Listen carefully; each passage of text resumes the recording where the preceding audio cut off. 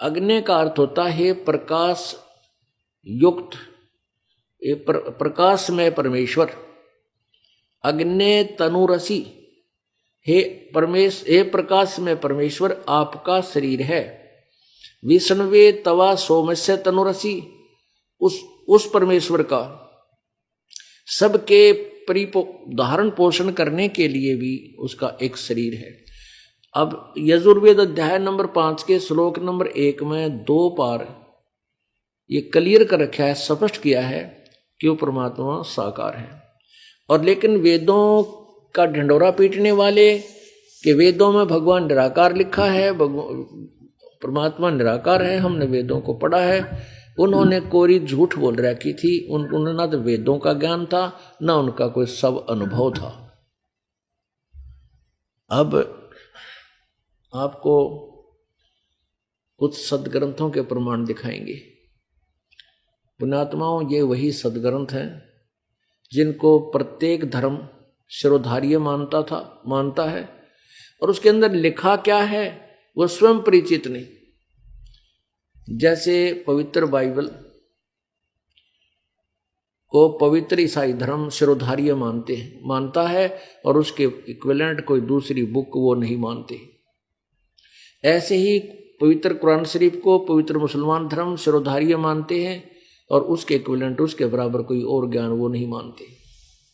ऐसे पवित्र हिंदू धर्म चारों वेदों को, पवित्र श्रीमद् भगवत गीता जी को, पवित्र 18 पुराणों को आदि को वो सत्य मानते हैं, शिरोधार्य मानते हैं, लेकिन उनमें लिखा क्या है टोटली अपरिचित है।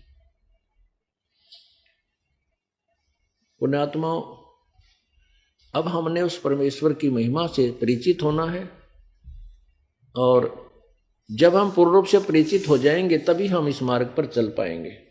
गीता जी अध्याय नंबर 2 के श्लोक नंबर 46 में कहा कि अर्जुन, जब नाना भिन्न भिन्न प्रकार के वचनों से भ्रमित हुई तेरी बुद्धि एक तत्व ज्ञान पर, एक पूर्ण परमेश्वर के ज्ञान के ऊपर आधारित हो जाएगी, तब तो तू योगी होगा, तब तो तू भक्त बनेगा। अन्यथा तेने कोई भ्रमित कर देगा और तू तभी वैसे ही डगमग हो जाएगा। सत्य मार्ग को त्याग करके तू फिर कुमार्ग पर चल पड़ेगा। इसलिए तेरे को तत्व ज्ञान होना अति आवश्यक है। अब सर्वप्रथम देखिएगा पवित्र बाइबल। अब ईसाई धर्म के व्यक्ति श्रद्धालु कहते हैं परमात्मा निराकार है। अब उनसे कोई पूछे कि परमात्मा की क्या स्थिति है, तो वो बोलते हैं गॉड इज फॉर्मलेस। फॉर्मलेस माने परमात्मा का कोई आकार नहीं है। और जबकि पवित्र बाइबल ठोक के गवाही दे रहा है कि परमात्मा सशरीर है, मनुष्य सदृश है, साकार है। बताओ हे भगवान, हमारे सदग्रंथ कुछ कह रहे हैं जिनको हम सर्वधार्य मानते हैं, और हमारी थ्योरी क्या है, ये सब काल बली ने भ्रमित करवा रखा है, सच्चाई से दूर रखा। परमात्मा ने आकर के ही हमें ये तत्व ज्ञान बताया है। अब देखिएगा, ये पवित्र बाइबल है, संपूर्ण अध्ययन बाइबल। ये कहाँ से प्रकाशित है? पवित्र बाइबल, संपूर्ण जीवन अध्ययन बाइबल, पवित्र बाइबल, संपूर्ण जीवन अध्ययन बाइबल। प्रबंधक संपादक हैं डेविड स्टुअर्ट, अंग्रेजी। प्रधान संपादक गोल्डन सी स्टाम्स MA MDV। संयुक्त संपादक जे वेस्ले आदम्स PhD। संपादकीय समिति स्टानली M हॉर्टन PhD अध्यक्ष, विलियम W वेंसिस PhD उपाध्यक्ष, आदि आदि सारे पूरे इनका लिख रखे हैं विवरण। और ये USA से छपा है। Full life study Bible, life publishers international, spring fight, missionary USA। अब ये अंग्रेजी ये यहाँ से छपा है और हिंदी में अनुवाद हुआ है। इसका देखिएगा, ये है सृष्टि उत्पत्ति। उत्पत्ति ये यहाँ से आरंभ होता है। ये आरंभ होता है कि आदि में परमेश्वर ने आकाश और पृथ्वी की सृष्टि की। अच्छा, इस प्रकार ने ये पहला दिन था, यानी कि जो इस प्रकार पहला दिन हो गया। दूसरा फिर किया भोर हुआ, इस प्रकार। और परमेश्वर ने ये यहाँ से अलग अलग लिखा है, ये पहला दिन हो गया। फिर परमेश्वर ने कहा कि जल के बीच एक ऐसा अंतर करें जो जल दो भाग हो गए।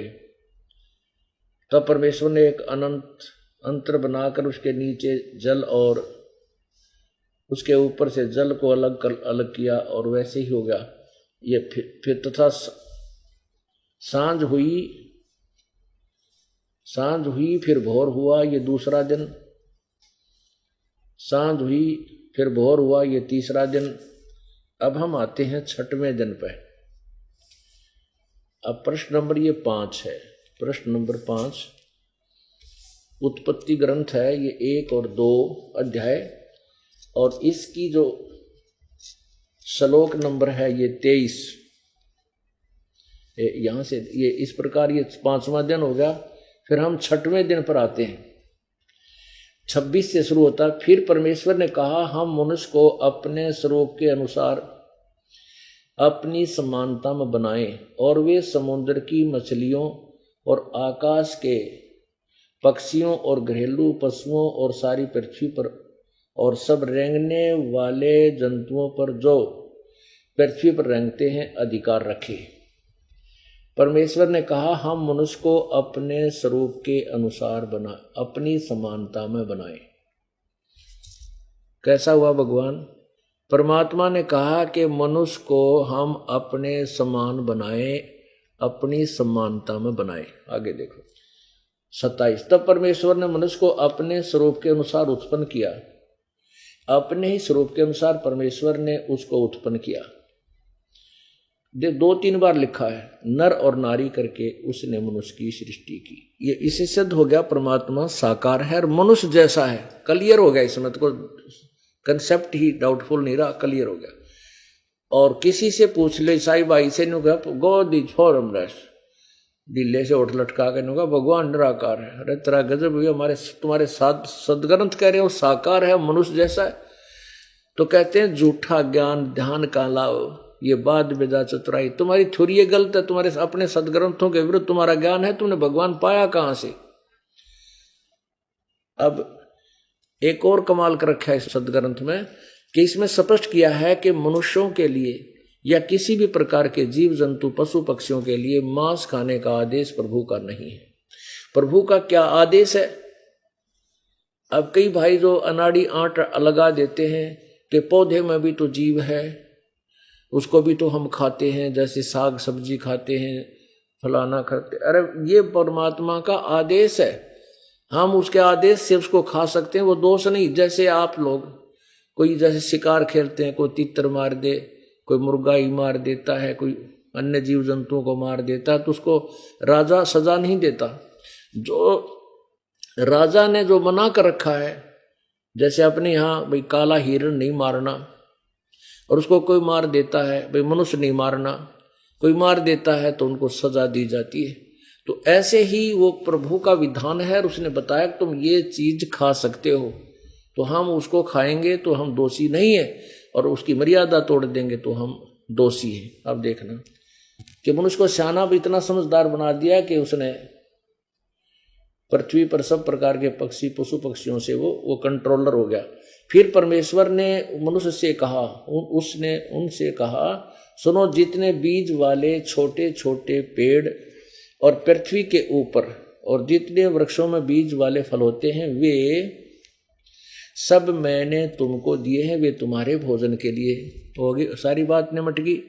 मनुष्यों को ये कह दिया कि जितने भी ये सुनो, जितने भी बीज वाले छोटे छोटे पेड़ हैं, जितने भी बीज वाले छोटे छोटे पेड़ सारी पृथ्वी के ऊपर हैं, और जितने वृक्षों में बीज वाले फल होते हैं वे सब मैंने तुम्हें दिए हैं, वे तुम्हारे भोजन के लिए। इसमें मांस खाने का आदेश ही नहीं है।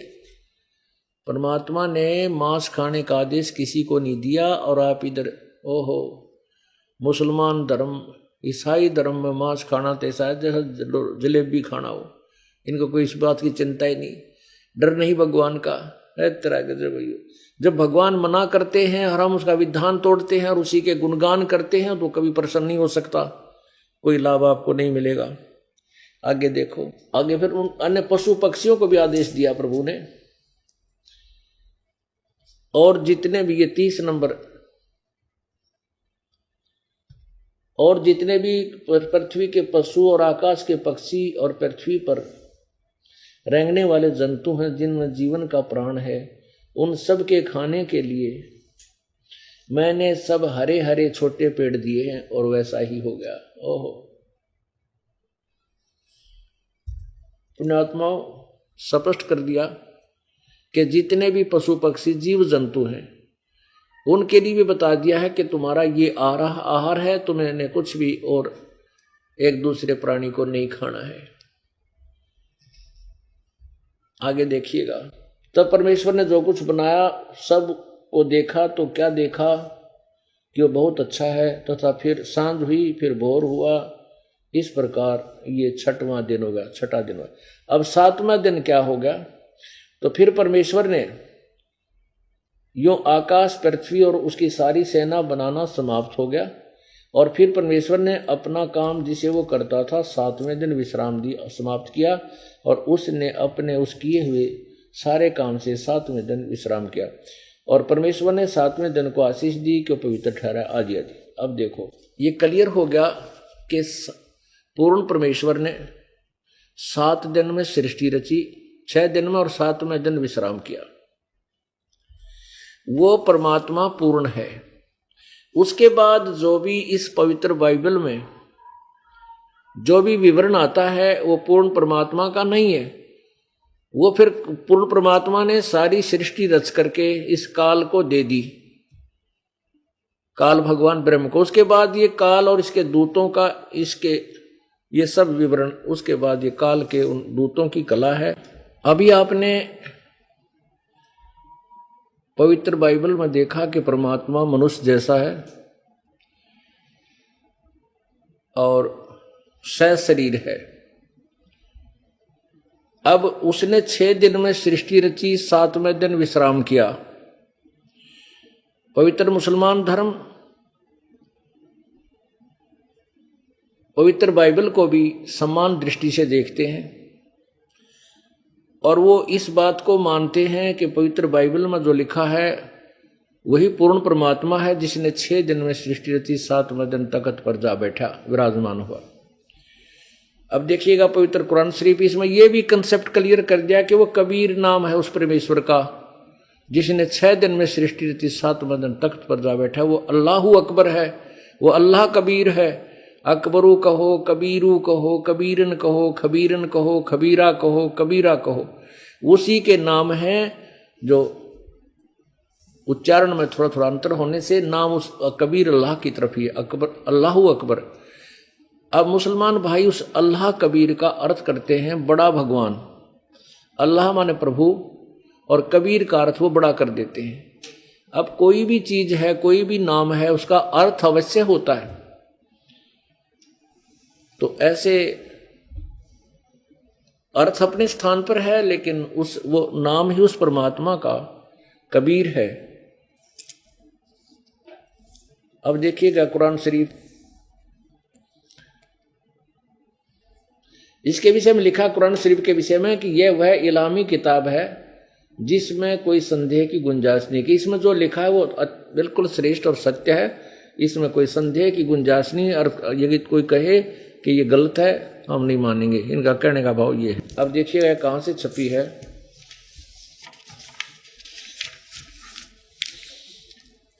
यह वह इल्हामी किताब है जिसमें संदेह की गुंजाइश नहीं। कुरान शरीफ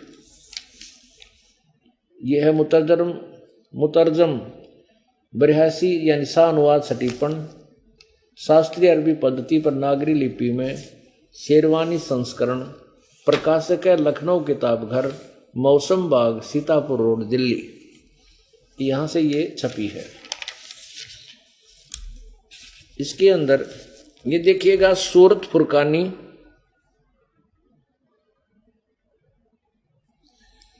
ये है सूरतुल फुरकानी 25, कुरान शरीफ 604 पृष्ठ पे। ये उसकी अरबी भाषा है, ये अरबी भाषा और उर्दू में लिखी हुई है, और ये सारा अरबी भाषा है, इसको हिंदी में लिखा है, इसी का अनुवाद। इसमें 52 नंबर आयत में क्या लिखा है, फला तुतियल काफिरन व जाहिदुम बिही जिहादन कबीरन। अब इसमें ये कबीरन शब्द लिखा, कबीरन।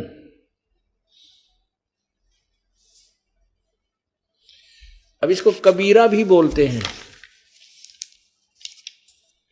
इसको कबीरा भी बोलते हैं, कबीरन बोलो कबीरा बोलो। इसको आप प्रमाण करते हैं आपके समक्ष।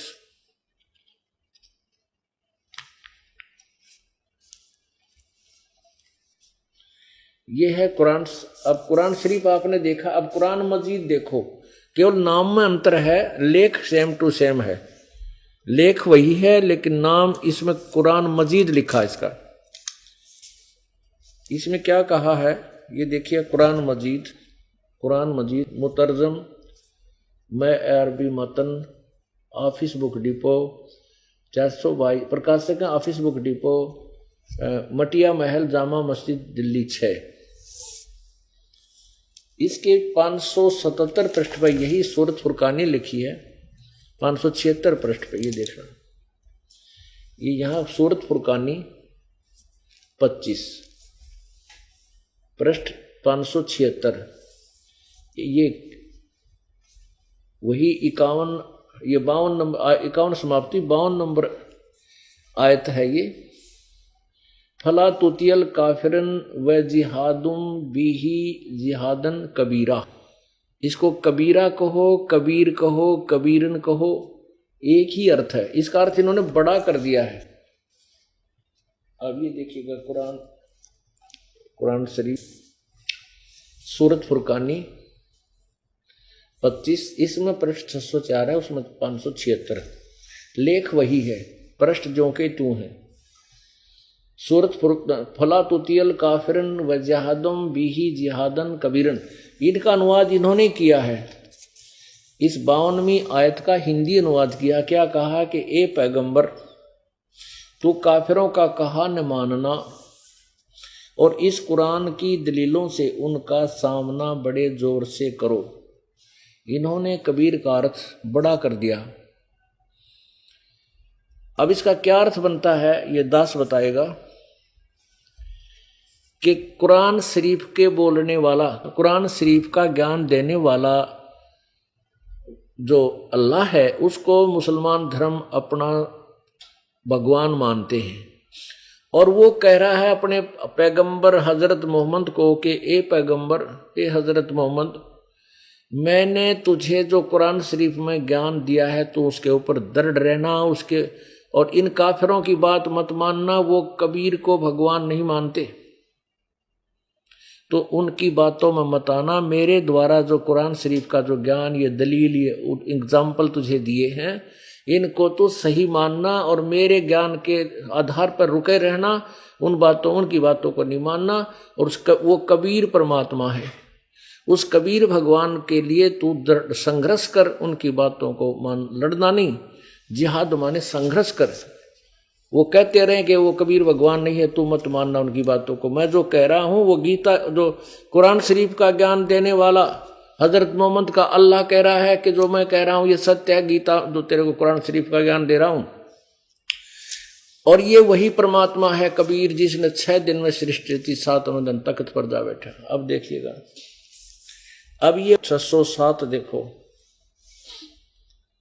607 पर हिंदी पढ़ेंगे। 52 की हिंदी आपने पढ़ी, फिर पढ़िए।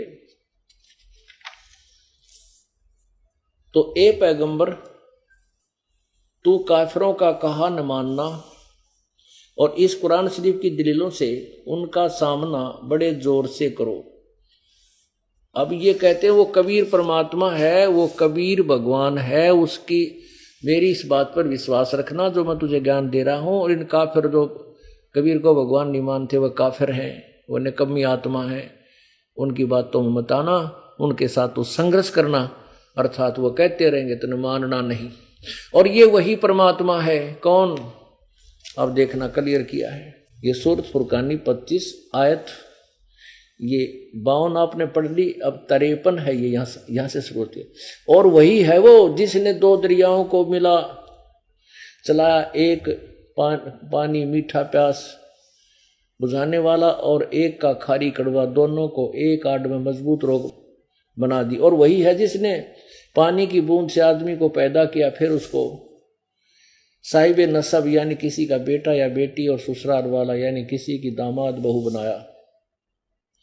और तुम्हारा परवरदिगार हर चीज करने में शक्तिमान है। ऐ पुणात्माओं, देखो कुरान शरीफ का जो ज्ञान दिया जा रहा है ये इन मुसलमानों के भगवान के द्वारा दिया जा रहा है। और वो भगवान, वो अल्लाह कह रहा है कि मैं जो तुझे ज्ञान दे रहा हूं इस पर दृढ़ रहना। वो परमात्मा कबीर वही है जिसने सबका सारी सृष्टि की रचना की, और वो सर्वशक्तिमान है, उसके सामने कोई इम्पॉसिबल काम नहीं है।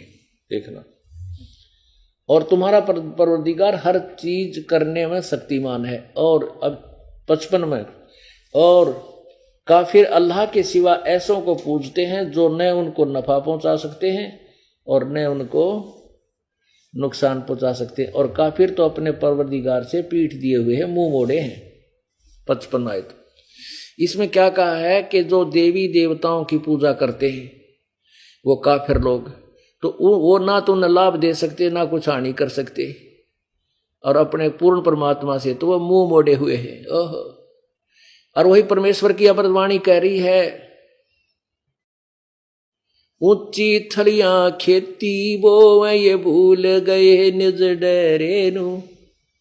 ऊंची थली जैसे बहुत ऊंचे ऊंचे टिब्बे होते हैं, ये उनके ऊपर खेती करते थे पहले। सिंचाई साधन अन्य नहीं था, उस समय की वाणी है।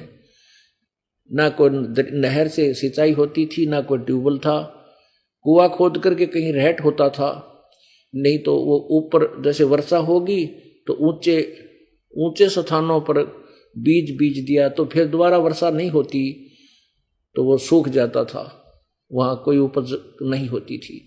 और एक डहर होती है, समतल स्थान होता है, जमीन होती है, वहां पर ऊंचे टिब्बों पर बरसा हुआ जल उस नीचे वाली जमीन पर आकर के सिंचाई का काम करता था। उस डहर बोलते हैं उसको, डहर खेत। उस डहर खेत में बीज बीजने से वर्षा होती थी, उसमें ज्यादा जल स्टोर हो जाता था और वो कई गुना फसल होती थी।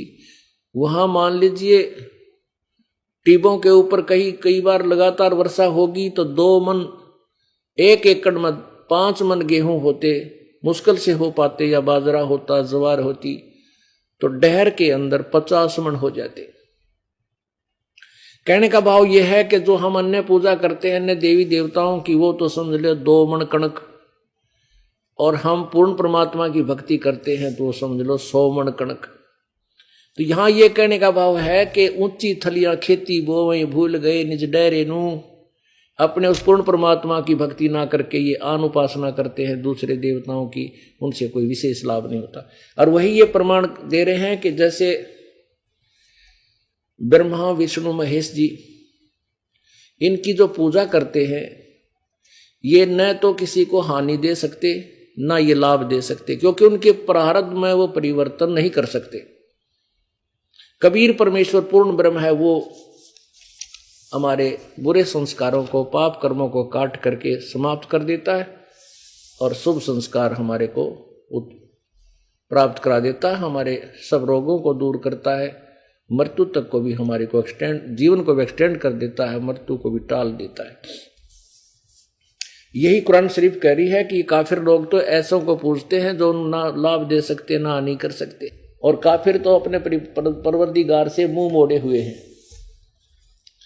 अब 56 में, आयत नंबर 56 में, ए पैगंबर और ए पैगंबर, हमने तुमको खुशखबरी सुनाने और सिर्फ अजाब से डराने के लिए भेजा है।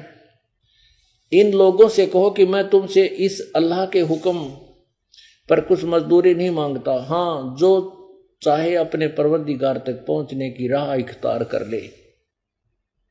57 में। और ए पैगंबर ये 58 में कमाल कर दिया और 59 में। अब क्या बताया है 58 में? ये कहा कि ए पैगंबर, वो कबीर नामक अल्लाह सब पापों का नाश कर देता है और वही पूजा के योग्य है, इबादत ही कबीरा। अब देखो, ए पैगंबर उस जिंदा यानी कबीर परमात्मा, पूर्ण ब्रह्म, सत्य पुरुष कबीर परमात्मा हजरत मोहम्मद जी को एक जिंदा महात्मा के रूप में, साकार रूप में जिंदा महात्मा होते हैं मुसलमानों में, काला सा एक ओवरकोट पहनते हैं, काला पूरे घुटनों से नीचे तक का, एक कच्छा पहनते हैं छोटा सा, और ऊपर काला ही टोप रखते हैं गोल गोल सा। उस ऐसी वेशभूषा वाले को जिंदा बोलते हैं, जिंदा महात्मा। तो कबीर परमेश्वर हजरत मोहम्मद जी को उस जिंदा महात्मा के रूप में जाकर मिले थे और उनको सतलोक लेकर गए थे। परमात्मा कहते हैं हम मोहम्मद को वहां ले गए और इच्छा रूपी वहां नहीं रहो, उल्ट मोहम्मद मैल पठाया, गुज बीर से कलमा लाया। कहते रोजा बंग नमाज कही रे, बिस्मिल की नहीं बात कही रे।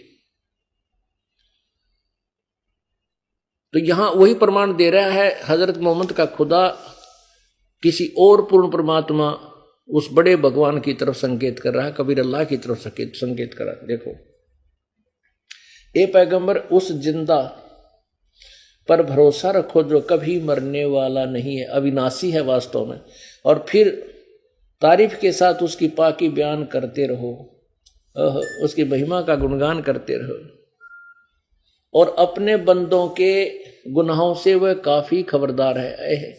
यहां इन्होंने काफी शब्द कर दिया कबीर का। वो कबीर परमात्मा अपने बंदों के, अपने भक्तों के गुनाहों से खबरदार है, वो उनका खूब जानता है, उनके दुखों को निवारण कर देता है।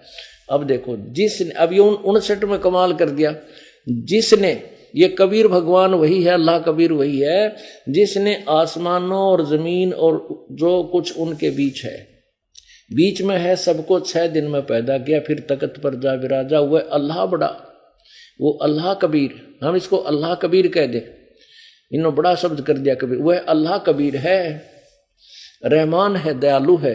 तो उसकी खबर किसी बाखबर इल्म वाले से पूछ, देखो उसके बारे में किसी तत्वदर्शी संत से पूछो।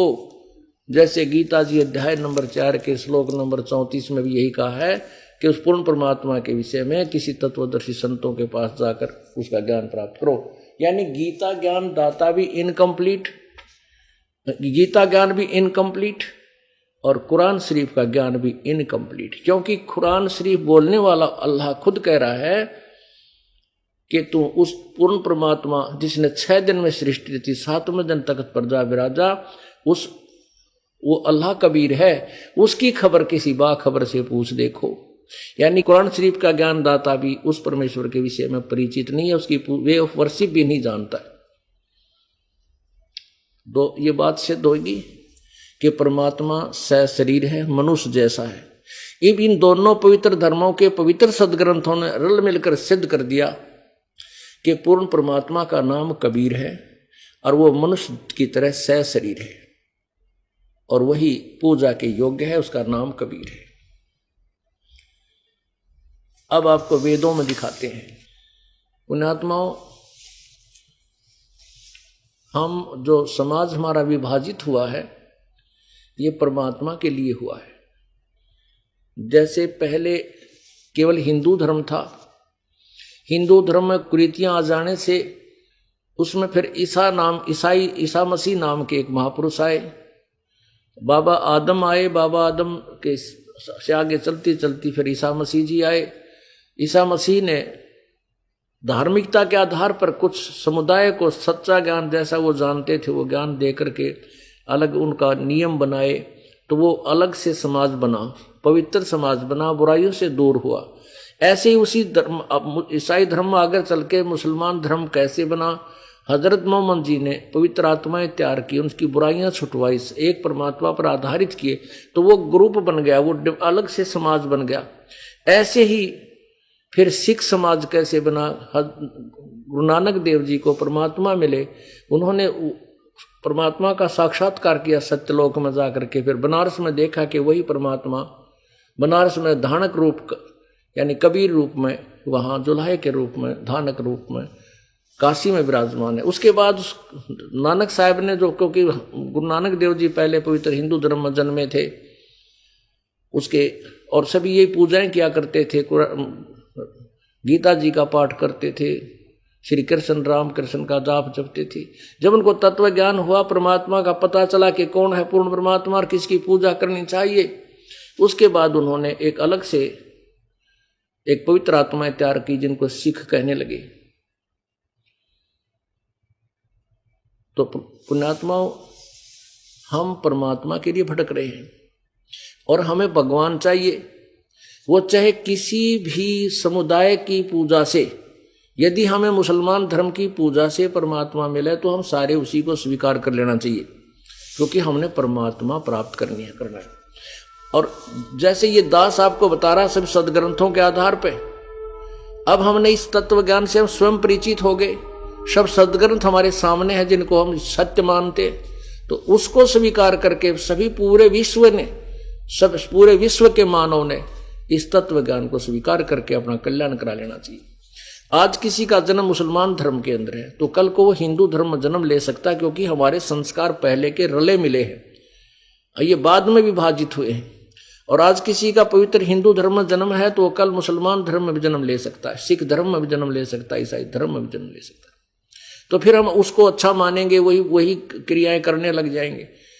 तो अब हमने नए सिरे से परमेश्वर की पहचान करनी है और उस सत्य भक्ति को स्वीकार करके अपना कल्याण कराना होगा, नहीं तो अन्यथा इस मनुष्य जीवन का कोई लाभ नहीं है। अब पवित्र हिंदू धर्म में वेदों को एक श्रेष्ठ ज्ञान माना जाता, पवित्र चारों वेदों को।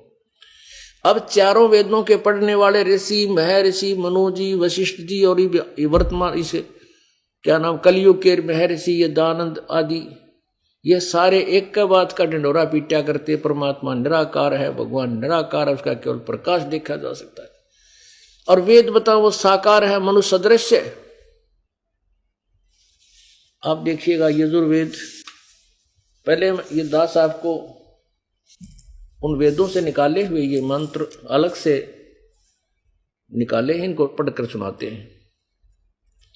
देखो, वेदों में प्रमाण है कि परमेश्वर मानव सदृश साकार है। ये दास के द्वारा अनुवाद है। ऋग्वेद मंडल नंबर 1 सूक्त नंबर 31 मंत्र 17, इसमें स्पष्ट किया हुआ है कि मनुष्य जैसा है परमात्मा। अब इसको इस कंसेप्ट को क्लियर करने के लिए कुछ इन कथित विद्वानों का ही सहारा लेना पड़ेगा, जैसे ऋषि दानंद जैसे का।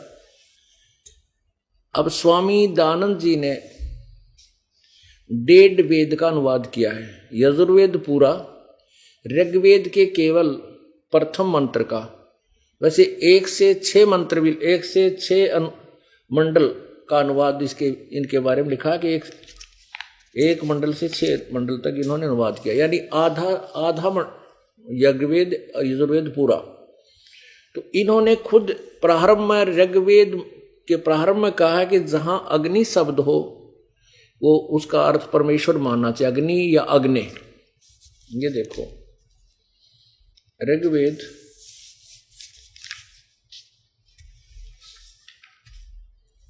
ये दोनों एक ही है वैसे तो, बड़े मर छोटे में, लेकिन छोटा दिखाने में आसान है। मंडल प्रथम मंडल महर्षि दानव सरस्वती द्वारा लिखा गया है। यह है सार्वदेशिक प्रकाशक है, सार्वदेशिक आर्य प्रतिनिधि सभा 3/5 महर्षि दानव भवन रामलीला मैदान नई दिल्ली से। प्रथम मंडल हिंदी भाष्य, मुद्रक है Prince offset printers 1510 Pataudi house Daryaganj. अब यहां से प्रारंभ होता है, अथ ऋग्वेद भाषा भाष्य, प्रथम मंडल प्रथम सूक्त और प्रथम ही मंत्र में अग्नि शब्द से प्रारंभ है। इसको डिफाइन किया है स्वामी जी ने नीचे आकर के। यहां अग्नि शब्द के दो अर्थ करने प्रमाण ये हैं कि ऋग्वेद के मंत्र से यह जाना जाता है कि एक सद्ब्रह्म के इंद्र आदि अनेक नाम है तथा यहां से पढ़े यजुर्वेद के मंत्र से भी अग्नि आदि नामों करके सच्चिदानंद घन लक्षण वाले ब्रह्म को जानना चाहिए। और इत्यादि सतपथ ब्राह्मण के प्रमाणों से अग्नि शब्द ब्रह्म और आत्मा इन दोनों का अर्थवाची है, अर्थात आत्मा और ब्रह्म। अग्नि शब्द से ब्रह्म यानी आत्मा और परमात्मा दोनों ही।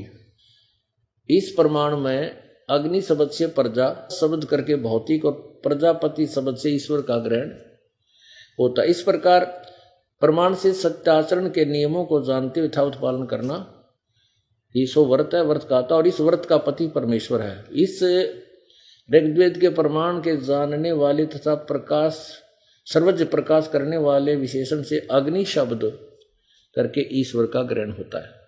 इसमें स्पष्ट किया है कि जहां यहां देखो ऋग्वेद मंडल नंबर 1 सूक्त नंबर 1 मंत्र नंबर 1 ही चल रहा है, ये उसी में प्रमाण। इस प्रकार अग्नि शब्द से ईश्वर, यहां देखो इन्होंने स्पष्ट किया है कि जहां भी अग्नि शब्द हो उसको परमेश्वर अर्थ करें। इन्होंने खुद भी इसी मंडल नंबर 1 के सूक्त नंबर 1 में स्वयं भी जहां अग्नि शब्द है परमेश्वर लिखा है। यहां देखना ये मंत्र नंबर 2 में अग्नि माने वह परमेश्वर,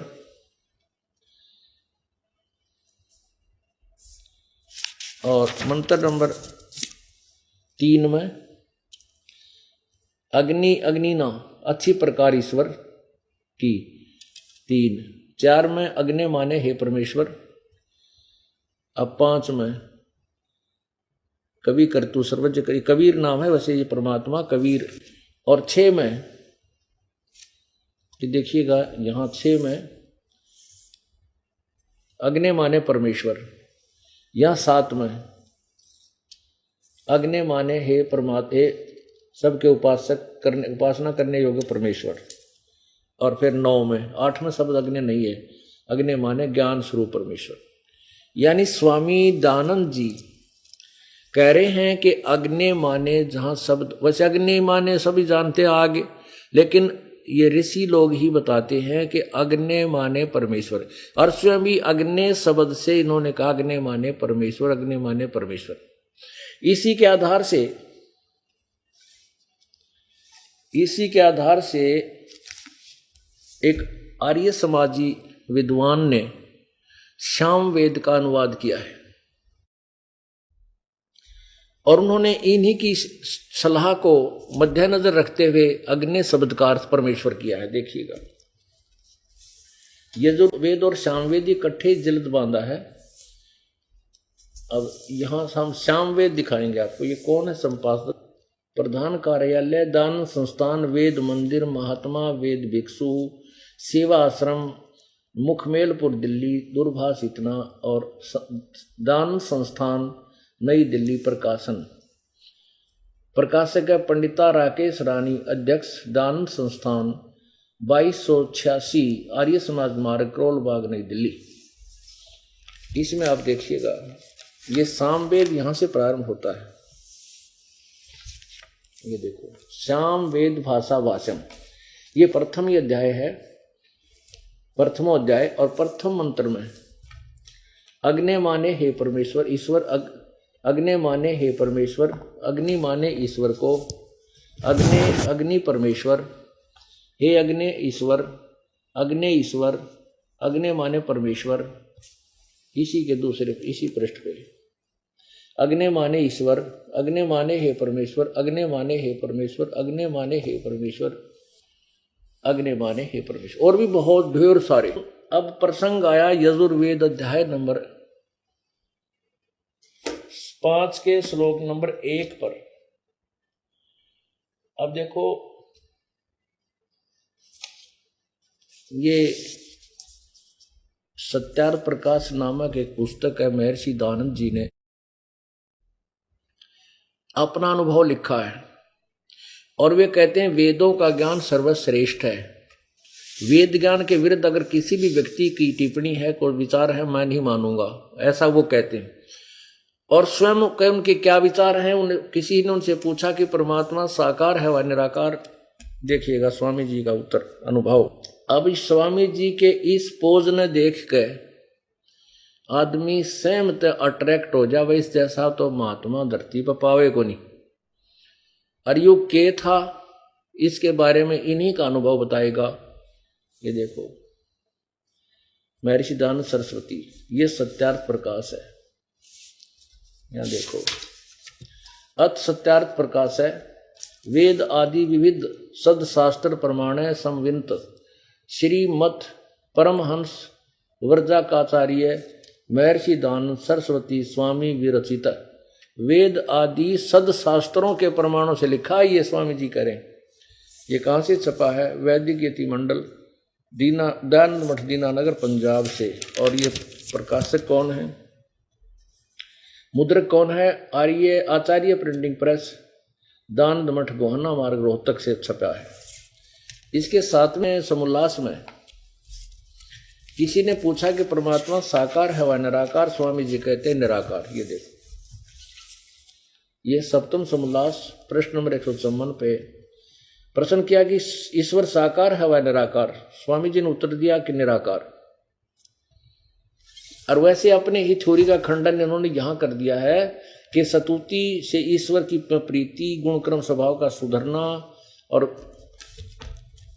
प्रार्थना से निर्अभिमानता, उत्साह और सहाय का मिलना, उपासना से परब्रह्म से मेल और उसका साक्षात्कार होना। अरे वाह जी वाह, आप पे खंडन कर दिया है कि परमात्मा, उपासना से परमात्मा का साक्षात्कार हो जाता है। अब ये दास आपको बताएगा कि वेदों में क्या लिखा है। वेद कहते परमात्मा सशरीर है और मनुष्य जैसा है। अब देखिएगा आपने, ये है ऋग्वेद मंडल नंबर 1 सूक्त नंबर 31 मंत्र 17। इसमें शपथ लिखा है कि मनुष्यवत अग्ने, इसका संधि छेद यहां पढ़ो।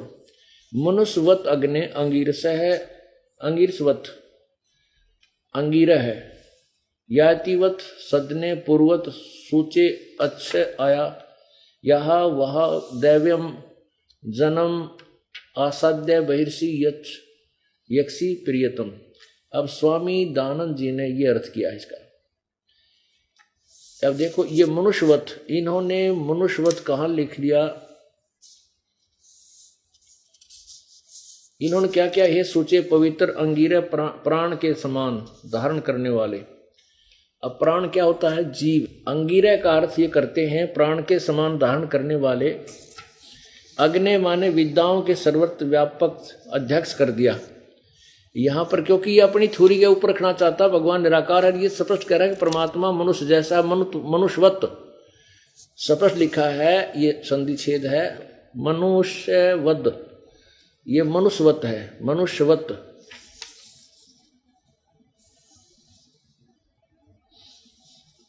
अब इन्होंने ये अग्नि माने यहां परमेश्वर लिखना था, है अध्यक्ष। आप इन्होंने लिख दिया कि विद्याओं के सर्वत्र व्यापक, विद्याओं से सर्वत्र व्यापक अध्यक्ष आप मनुष्यवत, मनुष्यों के आने जाने समान, आना जाना और ठोक दिया, मनुष्यवत मनुष्यों के समान। ये स्पष्ट है कि हे अग्नि, मनुष्यवत अग्नि, हे मनुष्य जैसे भगवान, हे मनुष्य जैसे परमेश्वर। कति स्पष्ट दूसरी बात तक कोई ना इसके अंदर। मनुष्यवत कि मनुष्य जैसे परमात्मा आप शरीर हैं, और जैसे आप पूर्ववत पहले आते रहे हो, प्रथम सतयुग में, त्रेता में, द्वापर में, कलयुग में, अब भी आप उसी तरह आओ और हमें अपने तत्व ज्ञान से परिचित करा करके, हमारा उद्धार करके अपने उस स्थान पर ले चलो जहां पर वो पुण्यात्मा पहले वाली रहती है। और इन्होंने केड़ंगा कर रखा है, देखो इसका अर्थ है मनुष्यवत, मनुष्य के समान, अग्नि माने परमेश्वर। ये दास द्वारा किया गया इसका अनुवाद है। आप अंगीरसवत, मनुष्य के समान शरीर धारण करके प्रत्येक युग में अपने सूचे पवित्र सदने माने घर अर्थात ऊपर के सतलोक से आते हो। हे पूर्ववत पहले की तरह, यातीत मनुष्य के समान, अर्थात जैसे मनुष्य प्रयत्न करके कार्य सिद्ध करता वैसे ही आप मनुष्य के समान कार्य करते हो। जैसे परमात्मा आए थे, एक जुल्हे का काम करा करते, एक जनसाधारण जैसी भूमिका किया करते, वही वेद बता रहे हैं कि हे परमात्मा, जैसे अब वर्तमान में हम प्रार्थना करें परमात्मा, आप सन 1398 में आए थे और आप एक साधारण सा काम करते थे, हमें सद्मार्ग भी बताते थे। हे परमात्मा, आप फिर पहले की तरफ फिर आइए, हमें भी परिपूर्ण कीजिए, हम आपको अब आपके द्वारा बताए ज्ञान से हम अपना कल्याण करा सके। ये उसका अर्थ है। देखो, समान करते हो प्रियम, हे प्यारे परमेश्वर, हमें अच्छी प्रकार प्राप्त होजिए, यानी अच्छी प्रकार आइए प्राप्त हुई, तथा प्राप्त कीजिए, अर्थात हमें शरण में लीजिए। इस काल लोक से बाहर, बहिर्षि बाहर सतलोक में जन्म अपने जन को, जन अपने जन को, यानी अपने उपासक को, अर्थात अपने भक्त को देव स्वरूप अच्छी आत्माओं में स्थायी रूप से प्रतिष्ठित कीजिए। यानी जहाँ अच्छी आत्मा रहती है, पुण्य आत्मा सतलोक में जो रहती हैं, वहाँ हमें ले चलियो। अब इन्होंने क्या डंगा कर रखा है, देखो, ये है ऋग्वेद मंडल नंबर 1, ये महर्षि दयानंद का स्वयं अनुवादित है, प्रथम मंडल, और सूक्त नंबर 31, मंत्र 17, ये देखिएगा, सूक्त नंबर 31 और मंत्र 17 में स्वामी जी लिखे हैं मनुष्यवत, ये मनुष्यवत अग्ने अंगिरस अंगीरो, इन लिखा है सूचे पवित्र अंगीरा प्राण के समान धारण करने वाले अग्नि, विद्याओं के सर्वत्र व्यापक सभाध्यक्ष आप, या सीधा भगवान लिख देना चाहिए था। हे परमात्मा, हे परमेश्वर, आप मनुष्यवत, मनुष्यों के आने जाने के समान, वाह के हुआ इसमें, वाह सीधा अक्षर, सीधा सरलार्थ होता है इसमें, वाह शब्द से कोई तात्पर्य नहीं रहता। वाह जैसे पुरुष यज्ञ के साथ कर्मों को सिद्ध करते कराते हैं, वाह जैसे उत्तम प्रतिष्ठा वाले विद्वान विद्या के देने वाले हैं, जैसे सबको समान करने हारे विद्वानों के अति चतुर जन्म मनुष्यों को अच्छे प्रकार प्राप्त होजिए। उस मनुष्य को विद्या और धर्म और प्रत्येक प्राप्त कीजिए, उत्तम मोक्ष के साधन में स्थित और वहाँ उसको प्रतिष्ठित कीजिए। अब देखो, अंगीरसवत का क्या अर्थ है? शरीर व्यापक प्राण वायु सदृश राज्य कर्म व्यापक पुरुष के तुल। ये अंगीरस माने पुरुष के तुल पर, यानी मनुष्य जैसे शरीर युक्त परमात्मा है। ये यहाँ सीधा लिखा है कि मनुष्यवत, मनुष्यों के समान, मनुष्यों के समान। अब परमात्मा संस्कृत से स्पष्ट करती है, देखिए, मनुष्यवत अग्ने, हे परमात्मा, जैसे मनुष्य जैसे भगवान, तेरा गजब हो। अरे देखो, इसी अब आपको यजुर्वेद दिखाते हैं। अब देखिएगा यजुर्वेद, ये महर्षि दयानंद सरस्वती कृत, इसमें अध्याय नंबर 5 के श्लोक नंबर 1 में ये देखिएगा, ये यजुर्वेद भाषा भाष्य चतुर्थ अध्याय समाप्त हुआ। ये 5वां अध्याय, यहां देखो, अथ 5वां अध्याय।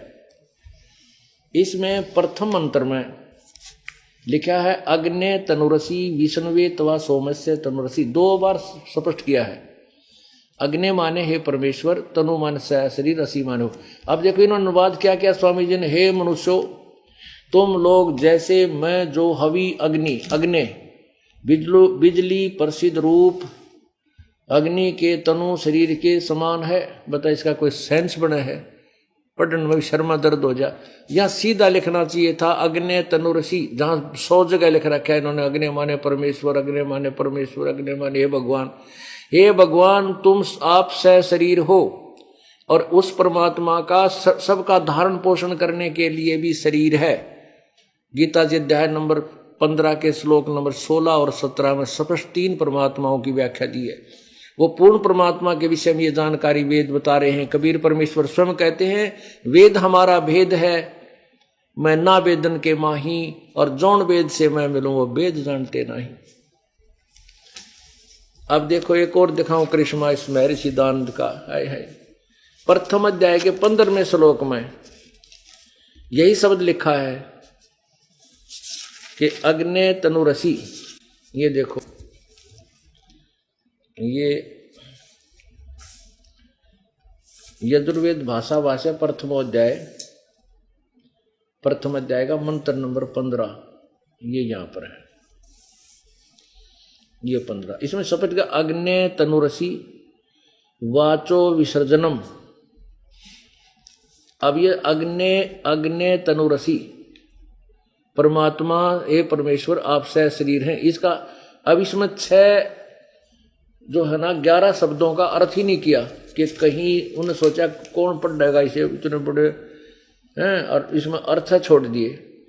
और क्या लिखा इसका अनुवाद क्या क्या है, सब मनुष्यों के सहित जिस हवि अर्थात पदार्थ के संस्कार के लिए देखो बड़े बड़े पत्थर हैं और काट के मुसल आदि पदार्थ विद्वान व दिव्य गुणों के लिए इस यज्ञ को श्रेष्ठ गुणों के लिए के प्रकाश और श्रेष्ठ विद्वान व विविध भागों के प्रति प्राप्ति के लिए ग्रहण करता हूं। अब बताओ पुण्यात्माओं, ये कोई अनुवाद है इस महापुरुष का? तेरा गजब भैया ने कहा बड़े बड़े मूसल काट के पत्थर में ग्रहण करता हूं। इन काट के मूसला नर बड़े बड़े पत्थरान भगवान शर्मा मारेगा। इसका अर्थ ही बहुत ही अच्छा बनता है। इसने कुछ ज्ञान नहीं था, बकवाद गिर गया सारी। और जहां अग्नि माने परमेश्वर लिखना था वो छोड़ दे दिए 6। और देखो इसी में कितना कमाल कर रखा है इसने। ये 15वां आपने देखा। अब देखो इसके ऊपर यहां अग्नि परमेश्वर की प्राप्ति के लिए, ये देखो। फिर 17 में जो 15वां था इसका 7वां अग्नि माने परमेश्वर। यहां अग्नि माने परमेश्वर लिखना तो दूर रहा, सब को छोड़ दिया, अक्षर नहीं लिखे। और ये 150 वर्ष से ये छपता रहा है न्यू का न्यू, जिसमें कोई परिवर्तन ये नहीं कर सके ये आर्य समाज के विद्वान। इनको ज्ञान नहीं था, इसने वैसे बेच बेच कर रोटी खाते रहे ये महर ये आचार्य पाचार्य। देखो फिर 18वां में अग्नि माने है परमेश्वर। जहां भी अग्नि शब्द है वहीं पर परमेश्वर शब्द की अर्थ किया इसने। अग्नि माने जगदीश्वर। अब देखिएगा इसका प्रथम अध्याय के 15वें का क्या अर्थ बनता है। ये देखो इस दास ने किया इसका अर्थ। यजुर्वेद अध्याय नंबर 1 का श्लोक नंबर 15 अग्नि तनुरसी वाचो विसर्जन। इसका अर्थ संधि छेद अग्नि तनुरसी वाचय विसर्जन देव वित्ते तवा ग्रहणामी वृहत ग्रावा असी वानस्पत्य इदम। इसका अर्थ अग्नि परमेश्वर तनु माने परमेश्वर का तनु माने शरीर है, अर्थात परमेश्वर सह शरीर है। वाचा विसर्जने तत्व ज्ञान के मार्ग के वचनों को विसर्जन यानी त्याग देने से देव परमेश्वर द्वारा मिलने वाले वित्तीयमान लाभ के स्थान पर दुष्कर्मों का ग्रावामान बादल रूपी आवरण छाया हुआ है। उस सत्य भक्ति को फिर गृहणामी माने ग्रहण करो, अर्थात शुभ व भक्ति कर्म उसी परमेश्वर के बताए मार्ग अनुसार करो। परमेश्वर के निमित्त शांति के लिए यज्ञ करने योग्य पदार्थ अर्थात धार्मिक कार्य को उस परमेश्वर की भक्ति वनस्पत्य जैसे बीज वृक्ष से बीज बनता ऐसे सत्य नाम रूपी सत्य भक्ति बीज से इस प्रकार अच्छी तरह शांति के साथ करना चाहिए। इसलिए जो यज्ञ करने योग्य द्रव्य अर्थात शुभ धार्मिक करने योग्य कार्य करो जिससे शांति प्राप्त हो सके, इसलिए यज्ञ करने के योग्य पदार्थ तथा शुभ कर्म करो। तो ये अर्थ है जैसे हवन करने से घी मुख्य द्रव्य है और यदि घी की जगह मिट्टी का तेल डालें या डीजल डालें तो हवन नहीं होता, ज्यादा हानिकारक होता। इसलिए कहा है परमात्मा आकार में है। उसने अपना संविधान वेद तथा सत्य शास्त्र शब्दावली कबीर साहिब के माध्यम से सब भक्ति मार्ग बताया हुआ है। अपने बताए हुए उनके बताए हुए कार्य न करने से परमेश्वर का वास्तविक लाभ प्राप्त नहीं हो रहा। आत्मा तथा परमात्मा के मध्य दुष्कर्मों के बादल छाए हैं, उनको हटाने के लिए प्रेम पूर्वक शास्त्र कुल भक्ति करो। जैसे सूरज के आगे बदरा ऐसे कर्म छयारे, प्रेम की पवन कर चित मंजन जल के तेज नयारे। अब हम 5 मिनट का सत्संग वही करते हैं जहां से प्रारंभ किया था। मत दे दी है बालम बेरेनु, मत दे दी है बालम बेरेनु, मैं तो दे दी है बालम बेरेनु, मैं तो दे दी है बालम। श्वेत छतर सिर मुकुट बिराजे, देखत ना उस चेहरे नु। परमात्मा से शरीर है और कहा कि सतलोक के अंदर परमात्मा विराजमान है।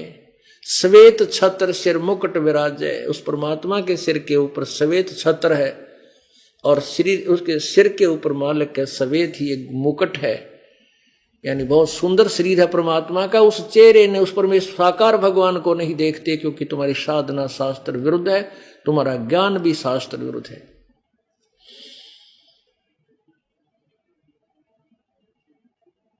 श्वेत छतर सिर मुकुट विराजे, देखत ना उस चेहरे नु।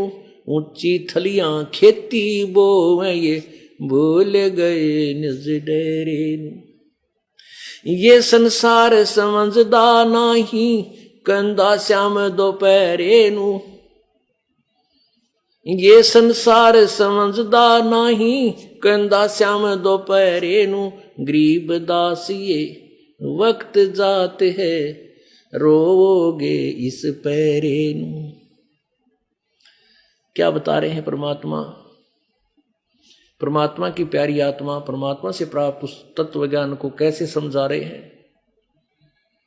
कि ये संसार समझदा नाई, कहंदा श्याम दोपहरे नु। इस काल भगवान ने कहियो भगवान है जो सबको मार रहा है, गधे बना रहा है, किसी बेटा मारा, किसी की बेटी मारी, का कुनबे के कुनबे समाप्त कर दिया, क्षेत्र के क्षेत्र नष्ट कर देता है।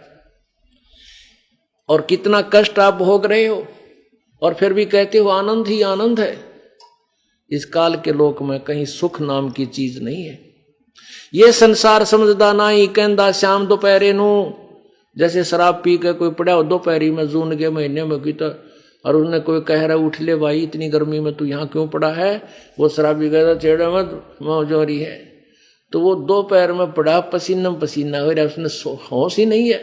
तो हमने इस माया की, काल की माया का नशा हो गया और हम इतने आपत्तियों से घिरे हुए हैं, फिर भी कहते हैं क्या हाल है? मित्र मित्र से मिलता है कहाँ? हॉस्पिटल में। और क्या हाल है? कि बस ठाठ है, मौज हो रही है। हॉस्पिटल में और मौज का के मेड़, कभी दुखी आत्मा जाया करें, दोनों दुखी वहां पर, और फिर भी नो कहें क्या हाल है? ठीक ठाक मौज है। अरे मौज का के मेड़, यहाँ नाम कहने सुख है, मौज है, लेकिन सुख किसी को नहीं है। तो परमात्मा कहते हैं गरीब दास ये वक्त जाता है, रोगे इस पैरे नु। ये मनुष्य शरीर हाथ से छूट जाएगा, ये गलत साधना करके आपका मनुष्य जीवन बर्बाद हो जाएगा। फिर रोया करोगे कुत्ते की तरह ऊपर न मुंह कर कैया के बड़ी मरी गेलिया। कहते समझा है तो सिर दर पाओ, बहुर नहीं रहे सादाओ। बोलो सतगुरुदेव।